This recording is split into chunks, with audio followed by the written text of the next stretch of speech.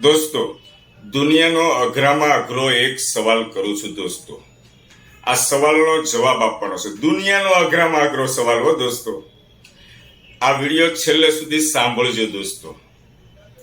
આ સવાલનો જવાબ કોણ આપશે?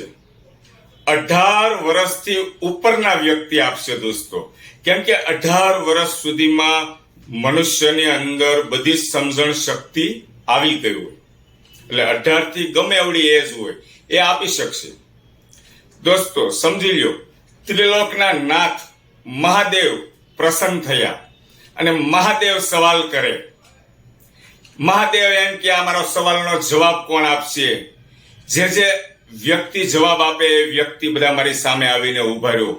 આ દુનિયા આખીને સવાલ કરે મહાદેવ કે ક્યારેક કોઈ દિવસ ખોટું ના બોલ્યા હોય અને કોઈની સાથે ખોટું ના કર્યું હોય, આપણે વાણેથી કોઈ માણસનું અપમાન ન થયું હોય અને કોઈની લાગણી ક્યારેય ન દુભાણી હોય, આપણા થકી માણસને આંખમાં ક્યારેય આંસુ ન આવ્યું હોય, કોઈ પણ વ્યક્તિના આંખમાં આંસુ ન આવ્યું હોય આપણા થકી, અને આપણે ધંધો કર્યો હોય કે કોઈ બી કાર્ય કર્યું હોય, ક્યારે કોઈને છેતરો ન હોય, એવા વ્યક્તિ જો આમાંથી કોઈ વ્યક્તિ હોય તો કોમેન્ટ બોક્સની અંદર જવાબ લખજો દોસ્તો.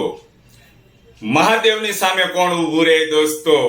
આજે હું તો નથી હો દોસ્તો, હું આ બધી નિયમમાંથી હું તો પાલન કરું એ ટાઈપનો હું તો નથી, મારી પાસે જવાબ પણ નથી.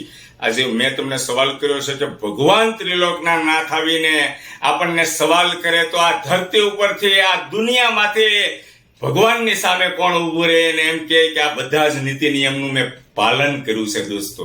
તો આ વિડીયોને ચારે બાજુ ફેરવજો દોસ્તો. કદાચ કોઈક વ્યક્તિ મળી જાય અને એમ કહે કે આ બધી જ નીતિ નિયમનું પાલન મેં કરેલું છે.